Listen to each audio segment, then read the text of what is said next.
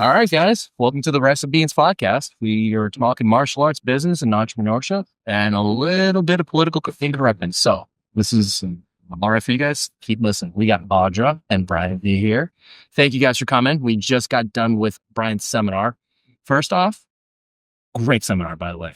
I am not a wrestler at all, and I took a lot from it. Things I'm impressed with: 1, the wrestling; 2, the timer; 3, the clipboard. Friggin' like I've been training since 2007. That's the first time I've been to a seminar where somebody brought their own timer and actually had a plan for to teach and kept up with it. So thank you very much. I love the organization of that, Brian. That was really fun. Audra, friend of IMA, love you very much. Thanks for coming. Thanks for organizing this. It was great. Yeah. Oh, we found out you can't wrestle. I can't wrestle. I can't wrestle at all. It's terrible, but I'm going to be doing these drills all the time now. So a lot of hand fighting on this one. So Brian, teach at Rosani's. Yes. Black belt. Yes. Pan Ams you won. IBJJF you won. Going over the resume and everything. Tell me more about the police officer firefighter and that gated championship that you done. I want to know that. Everything else I can find online, but that is what I want to know about. So every 2 years, I think it is, they have the World Police and Fire Games. Okay. They've been in Australia. They've been in New York City. They've been in Ireland. Right? They've been all over the world. Yeah. I participated in 2 games. Okay. Trying to remember the years. I want to say I'm 42 now. So I did one when I was 30. I might have did one when I was 28 or 29. Okay. I did one in New York City, and I took bronze and came in third place in freestyle wrestling. And then 2 years later, I competed again in Ireland in Belfast. Right. How was that? It was awesome. Okay. It was awesome. And I got a gold medal for those more police and fire games. Right. So how long over the course of, how many days was that tournament, the games? It's like they kind of run it like a mini Olympics. So okay. I think it's probably almost 2 weeks. 2 weeks? The wrestling thing isn't 2 weeks. All right. But it's like they have a whole schedule of badminton, swimming, track and field, freestyle wrestling, Greco. I think they just recently, within the last year or two, got jiu-jitsu.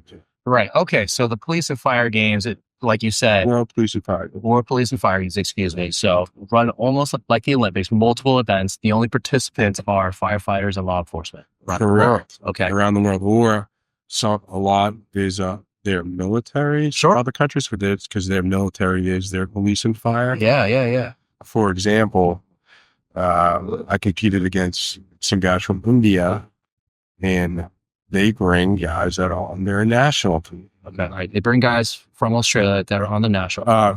Say like a country like India. Yeah. Some of their guys that were on their national, like the team they would bring to the regular Olympic Games, their wrestlers are at this competition because it's the military or the police and fire. So is there a nation that usually dominates a certain sport? So let's just stick with wrestling, right? Sure. Okay. So who's usually winning that? We did well. U.S. did well. There you go. Russia did well, from what I could see at the tournament. Okay. And India did well. India did well. Yeah. Fascinating. Huh. Okay. I'm not in the wrestling world, so I do not, you always hear Russia and the U.S. I do not expect India to be up in there. But okay. All right, that's cool. You've been wrestling since you were younger? Since I've long been time. 6 years old. 6 years. Okay. Your choice or parents' choice? Not my choice. Your choice. My father was a wrestling coach. Okay. He didn't grow up wrestling. He was a college football player. Right. He got hired as a phys ed teacher. Okay. At a high school near me, and they needed a wrestling coach. Okay. He stepped up to the plate to be the wrestling coach. Yeah. So just growing up, I was around the sport, Mm-hmm. and from what my parents tell me, I was like, "Hey, mom and dad, I want to wrestle." Okay. All right. So it wasn't forced upon. So when you started, how do I say this? It's kind of difficult or weird when your parent is also the coach too. So my dad was a high school wrestling coach. Yes. For a different town. Okay. Actually, my hometown's rival town. Like, oh no. The town okay. we play like Thanksgiving football games. Yes. So I started youth wrestling in Chelmsford. My father was a phys ed teacher and head wrestling coach at the workout high school. Okay. At the town. So when did your journey into jiu-jitsu start? After college. After college. Okay. So wrestling through college. So I wrestled through college, graduated college in 2005. Yeah. 22 years old, Yeah.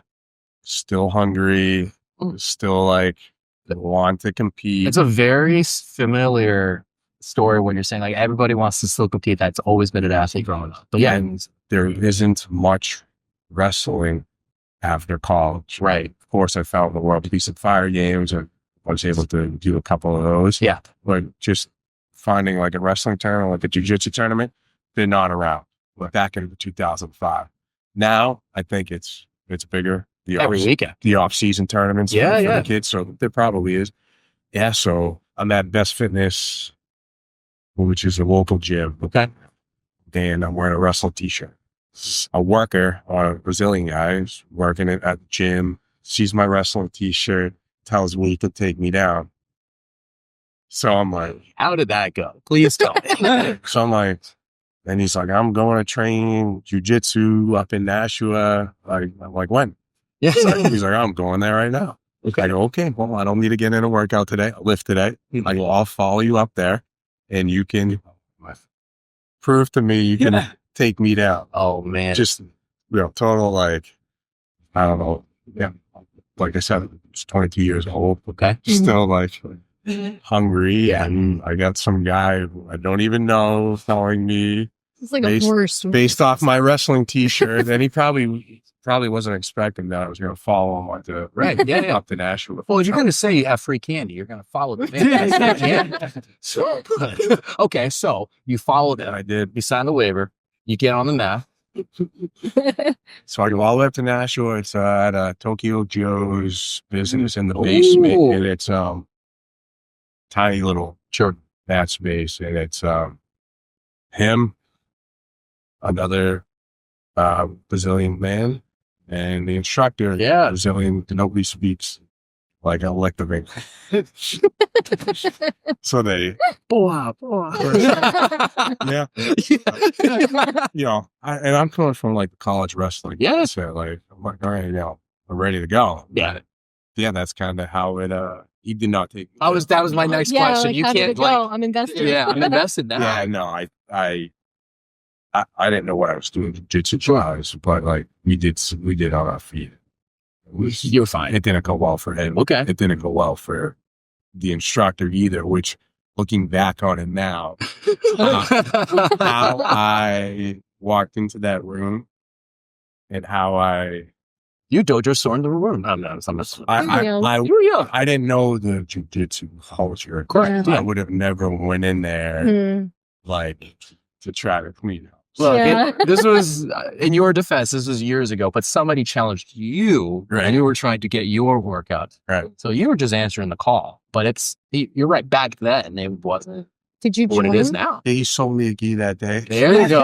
All right. So yeah, I bought a gi and I trained there, I don't know, probably 6 months. Okay. And it was the same, it was small. It's just started getting going. I left that gym. Right. Because I wasn't being challenged enough. Yeah. And I kind of found a quasi MMA gym that did a lot of no gi. Because I wasn't really big on the gi back then yet because I was coming from wrestling. I love the gi now. I've heard Jose's years. Yeah. So like more of an MMA gym, and there were fighters in there, and they did a lot of no-gi, and they wanted a kind of wrestling coach to help their fighters with takedowns. So I kind of left that gym, went to this new gym. Obviously, was being challenged a lot more. Stuck around there for a long time. Right. But then right around 2010, like I really started getting more into jiu-jitsu, and I went back. Okay. And I was like, I get it now. I understand the culture more. I'm ready to learn. Okay. Put the gi on, the rest is history. I'm waiting for you to bust out your Portuguese, my friend. No, wait. Portuguese. All right. So that's awesome. It's kind of like a full circle. Yeah. That's nice. So were you thrown into coaching, or did you have coaching experience before you started helping out? Locations. Jiu-jitsu coaching or just coaching or wrestling and or jiu-jitsu or anything. Because that's like for us, we talk about that a lot. Sure. It's a whole, you could be a great athlete. Yep. But coaching is a whole different animal. Like shout out to Audra. Every time you taught here, I still remember how you teach it. I still remember like, oh, that was a nice little detail that you do. So as your student for that day, super appreciative. Oh, thank you. For you today, Brian, like when you were talking about going through the loop, staying ahead of the loop, redlining your training partner or your opponent, I'm like, you know what? I've always known that concept. You're the first one to say it that way. Okay. Like, I'm going to remember that from now on. Like, that makes so much more sense. Just be like, as soon as you said, I'm like, oh, it's like being ahead being a pitcher, but being ahead in the pitcher. Yeah. It's like, you're right. I'm calm now. I'm not stressed out at all. If you dictate that pathway, right? It's like that flow chart. Like, okay, are you ahead of the flow chart? You do this. I know exactly what to do now. But I guess like. You heard of the loop? I have not. Sure, yeah. Stuff. Yeah. Go. Yeah. I'm gonna let Brian explain this. All right. Just I have heard. like the quick down and dirty. Sure. It's I think his name was Colonel John Boyd. He was in the Air Force. He was a fighter pilot. Okay. I think he taught like the Top Gun classes, and they talk about in OODA loop. It's observe, orientate, decide, and act. Okay. And essentially, I guess this pilot won every dogfight he was in. Interesting. Because he put his opponent or the other fighter pilot in his OODA loop, which put him one step ahead. Right. So I like to explain, like, related to jiu-jitsu. Yeah. I try to put everybody in my little loop. Right. So I'll have a loop from on my feet. I'll have a loop from on top, like the front headlock series. Yeah. Once I get that front headlock, I have a cycle, and it's not like super complicated. It's not like 10 moves, 12 moves. It might be a cycle of 2 or 3 moves. Right. And once you're in that loop, and I'm ahead in that cycle. Oh, it's so much easier. Like for me, I'm a triangle guy. So like just floating through that loop until I get the finish. As soon as you showed it, I'm like, oh my God, this is going to be awesome. It is. This reminds me of when people say that jujitsu is like chess. Yeah. It is, but like for people like me, I can't see the future. Like Brian mentioned, I can see the future. I'm still struggling to live within the moment. Yeah. And then there are other people who are more advanced, and they're able to be 3 places ahead. And that it's really hard to beat someone who's already thinking about the future. Oh, I'm pretty sure he was glowing when he put him in this Jordan. Shout out to Jordan in his OODA loop. Even though it was a demo, I'm like, oh my God, he's just boom, boom, boom, going back and forth. It was really cool. And what like you're a kickboxer too? I teach the Muay Thai kickboxing. I'm a purple belt. So for jits, but I get you really visualize what you're good at in the Muay Thai and what sequence of techniques how you set up certain kicks or punches. Yeah. And like you're making your opponent have like a tendency. Yeah. And you're putting him in your loop. Right. Right. You know how they say, people say like fight your fight. Yeah. Don't fight your opponent's fight. So like, it's just, like I said, like I have a cycle for a few different positions. Right. I have 3 different techniques. I just cycle through second. Yeah. From the Muay Thai side, I mean, that's how I teach my students. Like, yeah, we're throwing a jab, but you're also gathering information. So you have to see how they react, how they counter. And then you can play your game off of their reactions. You're building a loop. Exactly. No, that's super interesting. How long did it take you as an instructor to figure that out? Going back to what you said earlier about when did I start instructing? So when I graduated college in 2005, I started teaching or coaching high school wrestling at the high school I graduated. Okay. So I started coaching back then. Do we like that high school?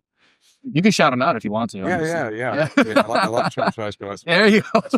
Right. Look, if you didn't like them, I'd be like, no, screw it. We're not shouting them out at all. But So I guess that's kind of where you develop articulation behind the techniques. I think that's it. There's always a white belt phase to being an instructor. You just have zero idea what you're doing. When did you feel like you started coming into your own? Because Jose and I, we joke about it all the time, but there's times on the mat where we're teaching something and like, this is just something at a time, So once I got my black, once you got your black belt, okay. 2016. All right. You've been doing this for a minute now. Good for you. So congratulations. Thanks. Yeah. When I got my black belt, like I knew I didn't want to be like a fake. Yes. Or an imposter. Like I knew that like I really had to understand what I would show with the like deeper levels. So that's kind of where it started. And I was able to articulate. Oh, I mean, look, I just met you today, took your seminar for 2 hours. You can definitely tell that you actually care about teaching. It's really nice. It's really refreshing on our end. Because, there's some people that go through the motions, but there's other people that you can tell that they pour their heart into it. They really want to see the success of their students. And that was apparent. The moment you stepped on, shaking everybody's hand, making sure like, hey, this is the game plan. We're doing this. It's going to be super active. And you were going around between you and Jordan, going around and just making sure everybody was trying to, get the best result of the technique that you showed. So, kudos to you. Like it was very apparent to Jose and I. Like we're pretty much on track of running a seminar a month since we've opened right now. So we've had a chance to see people, various levels of people teach, and you could just tell. Just tell like, okay, you're more of a competitor, you're trying to do this, or you're definitely an instructor, but you can't be a competitor as well.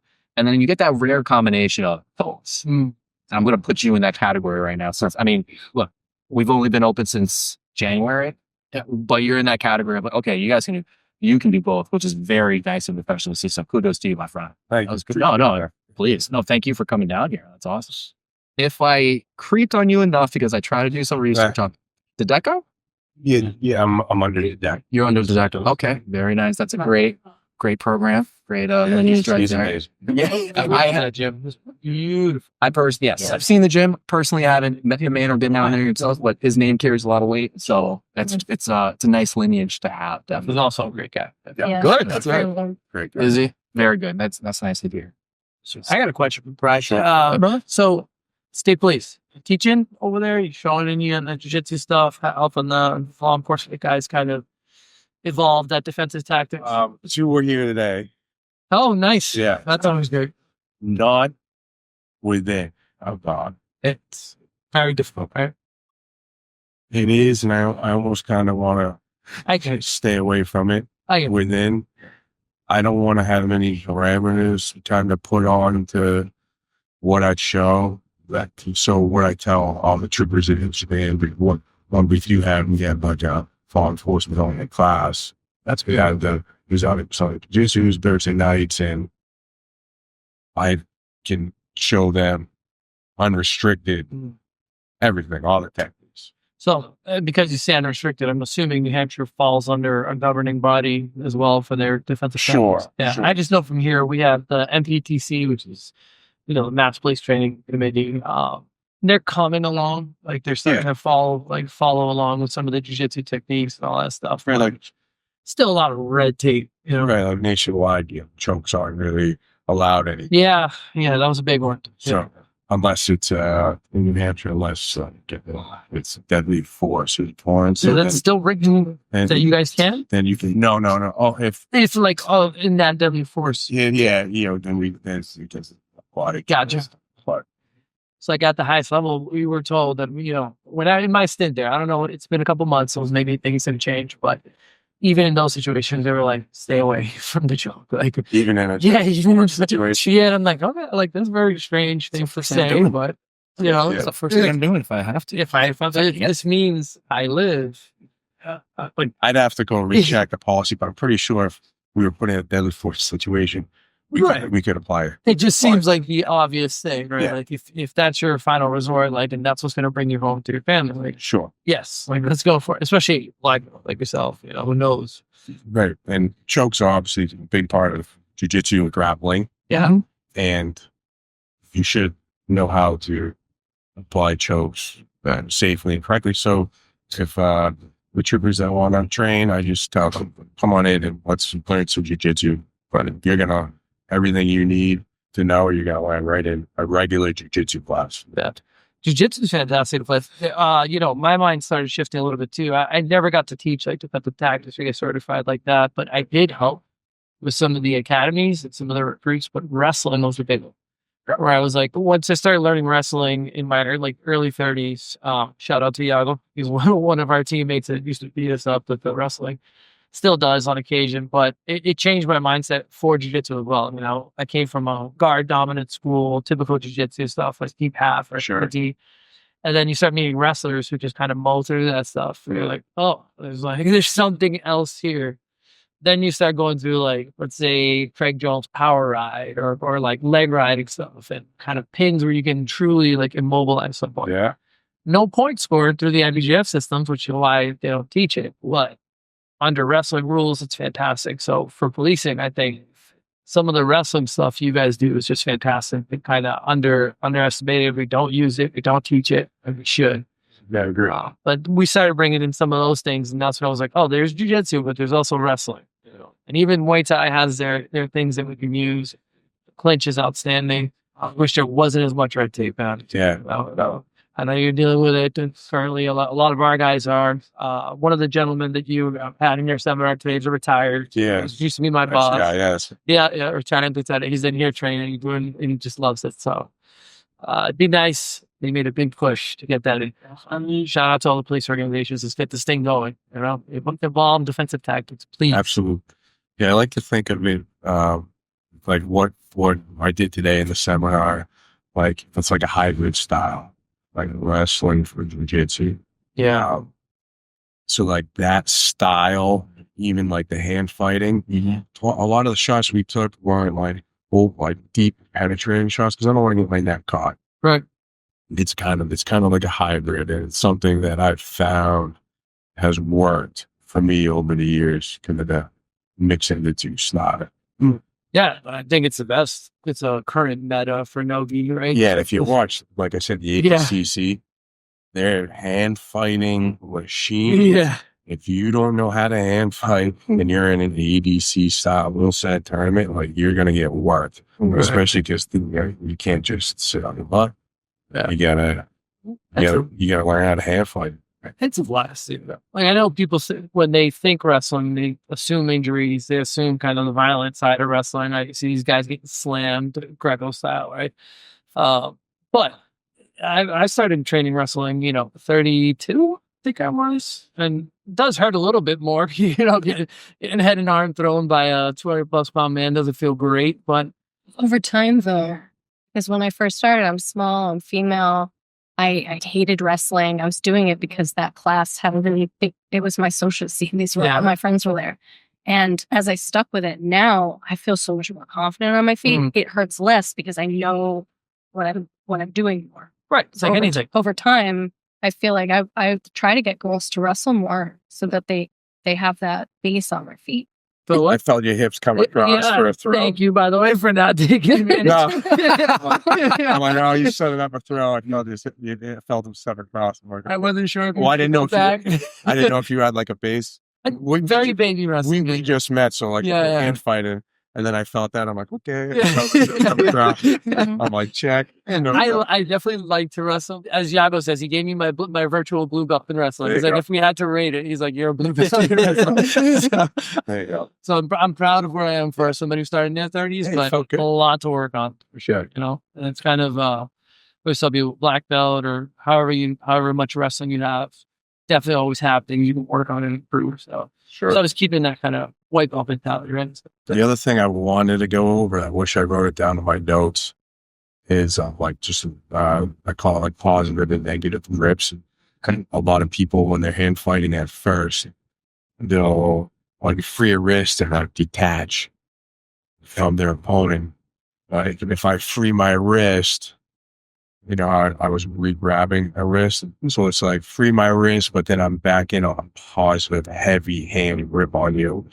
That was one thing that I wanted to mention, but I kind of did it automatically, even if you didn't label. I wanted to label it so people would understand that if they're using negative grips, like just clearing a grip and like detaching, like we're clearing a grip and staying on that, reinforcing with a positive grip. That small piece, like right there that you're explaining, huge for long post. Right. Like you're always dealing with like, hey, like, you know, you're under arrest. I think that's where it starts. But being able to explain that to DT and just kind of upgrading that little portion makes such a difference. You know, it's nothing to do with chokes. It's a big learning curve when people are new. Is for them to grab you. Them. I feel like that's harder for new people is to remember to keep grabbing, make grips. We always say, but they're not trying to grab you. They're not. How often do you ever grab someone when you're not doing this? Right. So it's a good point for someone new to immediately get past the grip. Absolutely. I mean, all that stuff we saw today is, you know, super beginner friendly for one, right? Because we had, I think, a good mix of beginner and some really experienced people. We had an 11-year-old class. An 11-year-old wasn't you? It doesn't look 11. He doesn't look 11. He would definitely outweighs me. He's a big kid. Yeah. Oh yeah. Keep him. Yes. Yeah. But speaking on kids, I mean, youth wrestling, that's huge too. I wish the city of Worcester doesn't have enough. I'm a Worcester kid. I don't. Did you grow up in Worcester? No, that's right here in Jersey. In the state. Yes, Jersey. Yeah, Worcester's near to my heart because that's where I grew up. But I wish, you know, yes, I wish I had started a singlet when I was 3 or 4 or 5 years old. So Fogborough, they wrestled. they had youth wrestling. Yeah. Just 2 weeks to wrestle left. Yeah, I've come across quite They're close, right? yeah. It's about 20 minutes away. You get a lot of their high school kids when they're here throwing me around. Young Daniel. Oh, yes. Good old blockhead over there. Just Having a good feeder program helps. Beds with. every high school should just have it. Should be mandatory. Like high schools should just have wrestling perfect. I think even elementary, maybe, you know. I mean, it's too good. You don't have it's probably the lowest barrier to entry for costs in terms of equipment. You need a mat and shoes and singers. $30. That's it. That's it. Yeah, that's it. Don't have your kids play hockey. That's yeah. Have your kids wrestle. Exactly. Mat time is during normal hours. Yep. All you need is a $35 pair of shoes. Not all that, like $1,000 worth of hockey equipment. Ice time you only can get at 5 a.m. Mhm. Drive more. Just give them a $30 pair of shoes, put them on a wrestling mat. Done. Are you sponsored by a shoe company yet? Should be. No. Do you want to be? Give it a shot. I'll give it a shot. Give it a shot. We're trying to get a Capri Sun going on too.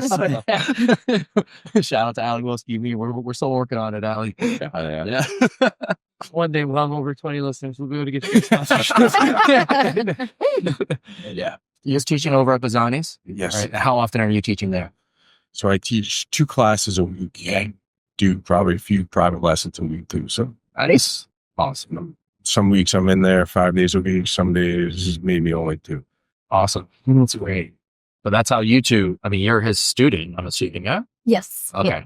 And how long you been at Bazzani's? I've been at Bazzani 3 years. Trying to remember, I made the joke to Lindsay. I know she's a purple. I called her a blue. I was like, wait, no, Audra's a purple. I'm not going to call you the blue belt. Purple. You're purple. I know you're purple. So, no, that's awesome. But I'm the least experienced in this table with wrestling, right? You guys are definitely a lot better than me. But from the outside looking in, it's just like, oh, this is so much more important from a self-defense situation too. Definitely law enforcement, controlling the hands and everything. We talk about it all the time. For me, the hardest part was, I know this position. I'm just crouched. This is Muay Thai, just crouched. I'm like, I can't knee, I can't elbow. Okay, don't hurt anybody. But it's very familiar. The inside position, fight for the inside, the overhooks, the underhooks, things like that. Absolutely. So when you came back in for that inside tie coming off the collar, I call it a rest position. For me to say like I'm a little tired hand fighting on my feet, I'll just come to like a tie clinch. Yeah. And just control, and I'll just keep my elbows in so they can't reestablish inside control on me. I'll just keep a higher posture Yeah. and walk them around on the tie clinch until I can lower my heart rate. Yeah. And then go back to work. Oh, I mean, as soon as you did that to me, I'm like, okay, I'm good. I don't need to eat a knee, but the danger's different. Like, I'm going to get hit with the earth if Right. he's going to snap me down. But no, it was, He called you a wrestling position. That's what I don't, Oh, no, it's okay. I'm saying that tie clinch could be like a little bit. I am in rest position in rest. I get it. It's okay. That's all right. I just Thank you for pointing that out, Jose. It's okay. Jordan did the same thing to me. I started with Jordan. I ended with Jordan. Like, oh my God, Jordan, you were not this mean to me the first round. No, it was great, dude. It was great. I'm like, yo, huh? Say that again. It's just that he's the best. Oh no, yeah. The last round, I was like, why am I floating in the air horizontally? Oh, there's the ground. Thank you, Jordan. Appreciate it. But Yeah, he's one of those people you lock grips up with him like, oh man. Yeah. Immediately I was like, oh, this is how it's gonna go. I was gonna go. No, it was great. He is an ox. It was great though. No, good guys coming here. We're a bunch of those guys on the mats that obviously aren't from IMA. Were they from your school, or did you know? A handful from our school. So Yeah. 4, including Jordan with Bizzani, the other 2 were troopers. Okay. Nice. Oh, nice. They train over on the seacoast. Sure. Yeah. Hampton area. Oh, nice. AJ, Xavier. He was coaching people on the side. Yeah. Oh, okay. Yeah. We just gave him his black belt. I know. Oh, Yeah, good. shout out to AJ. Shout out, AJ. Congratulations, buddy. Thanks for coming Definitely out. well So- deserved. Rewind probably 3 years ago. The only like hole in his game was his kind of like on his feet takedowns and hand fighting. Mhm. And over the last 3 years, he's like a tough hand fighter now. He'll like really get people off balance. Yeah. He's a big tripper. Yeah, Trips he's everything. good with the foot He wants to sweep. hit him down. This is AJ we're talking. Yeah, Yeah. AJ. Yeah. So he's come a long way. That makes sense. No, I know what I'm doing for my 2.5 years. I'm just doing Just I'm just doing hand fighting, standing up hand fighting. That's all I'm doing. It's Pretty exactly much what all you I've did. been doing. That's I great. Just switched to just focusing on the foot Trust- stuff. Look, it's been a few months since you and I have done like any training. I tell a difference immediately. Well, as soon as on the feet, those rounds, I'm like, okay. I even said to him, like, why am I trying to do per move? Like, why am I trying to do an arm drag to get to your back? And you just stuffed it. It was hilarious. It was great. It was so kudos to you. Like I didn't talk about, which isn't an important piece, like just in the level changing and and fainting. Yeah. I did a little bit when we stepped to the single, Yeah. feint to the single, he steps back, snap down, but there's like like I There's said, levels of this. yeah, That's great. Like I would need like 4 hours to. Worse. That's why it's fun to have a wrestling class. Like there's I so was much just to about to do. ask that. Do you guys have a wrestling dedicated to just wrestling class? We do. Yeah, we got another coach at Bizzani, really good wrestling in high school. And he does the wrestling. Amazing. Takedown class, yeah. Yeah, we have Walter Rodriguez who teaches here on Mondays, and then over at the other location we have Sam. I forget the last. Is it Comfort actually? Sam needs comfort. Shout out to Sam. DJ Comfort on Sammy. this. Yeah. I came to Walter's class a couple of times. Yeah. If it was after the one I did here, Yes. and it's so fun now to go to different people's wrestling classes and Learn all the different styles, right? yes, Yeah. it's everyone teaches it differently and see if you can hang. It's fun. I gotta say, well, not just because he's our coach, but obviously second to Iago. Iago was the first guy who introduced me to wrestling, but that kid, Walter, his wrestling style is also a bit of mine. Mhm. He's a duck under guy who just disappears in front of you. Yeah. Where'd he go? Ball flying. Yeah. Yeah. Yeah. Yeah, No, it was we're good. spoiled. It's nice to see more jiu-jitsu schools having wrestling dedicated classes. Mhm. I think it is like the one thing you can do when you're like, let's say blue, purple, that it just evolves your game to like that higher level, right? Puts a turbocharger kind of on your grappling game. It's got to be wrestling. And for people who don't strike, like I only train jujitsu. I feel like it's imperative for self-defense because if my area of strength is on the ground, well, that's not where a fight begins. How are you going to get there? So I feel much more comfortable with that. No, that's a great point. Going back to the self-defense piece, I want to be on top. Yes. That's that. Yeah. I want to be on top. Yeah. Yeah. So like, I need to know how to take somebody down, or at least, even if we're both going to the ground, how to land on top. Yeah. So yeah, I mean, knowing how to hand fight, you're probably going to end up on top. I don't want to be I don't want to be on bottom in a regular fight, no matter how good I am in jiu-jitsu. Absolutely. I do not want to be on bottom. I want to be on You top. hear that, everybody? It's coming from a black belt. Yeah. BJJ black belt. Just I mean, that's goal number one. yeah. The jiu-jitsu guard gets silly because of, quote unquote sports side of it where you can play the point system. But the goal was always Get on top, stay on top. That's right. Right. So even like to take it a step further, if I've thought about this, like if I ever were get in a fight, I may never even mount somebody because I know from my training experience that when I put my body parallel with somebody else's body, I'm more susceptible being rolled opposed to if I'm perpendicular or teed off. So if I get in a real fight on the street, I'm going to stay, everybody's like, I'm going to get the mount. Yeah, I'm just going to start throwing blows.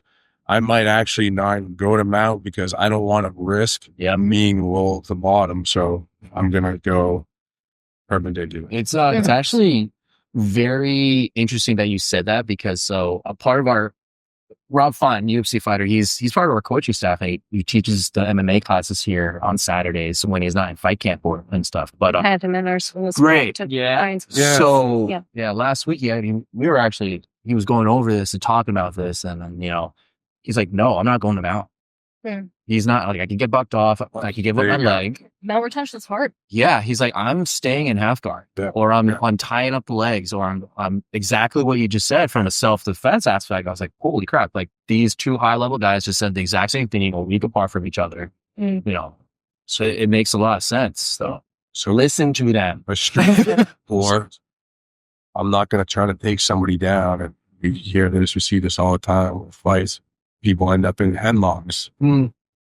I know that if I go to headlock somebody, all it takes is them to slip their head out and they're on my back. Right. So if I'm in a fight, I am not going to headlock. And unless it's last resort, Sure. I'm not going to a headlock because it's so easy to be in a vulnerable position after the fact. Right. So there's just some things from a self-defense standpoint I kind of stay away from. That makes sense. I mean, a big thing for you and, for anybody who's law enforcement that's listening, it's you throw somebody in a headlock or, you lose sight of their hands. That too. That's the one thing that still carries over from the old style defensive tactics is hands are everything, right? Especially for us.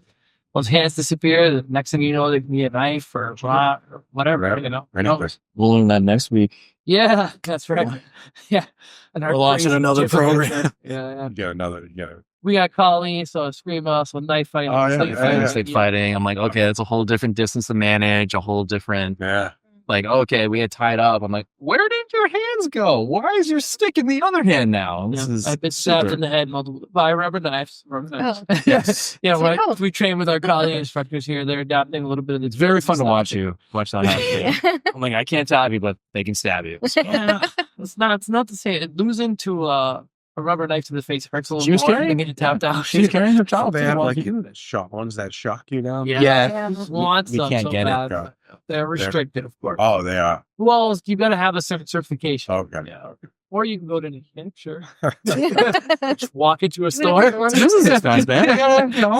It's a meeting. It's a business meeting up there. Cameras off for that class. We get one from Timu or something. Oh, God. Makes it a little more real. You don't want to get shot. So. Have you been tased? Assuming yes. Yeah. It's horrible. Yeah. I think I sounded like Chewbacca. I let a big scream involuntarily. That video still exists somewhere. Terrible.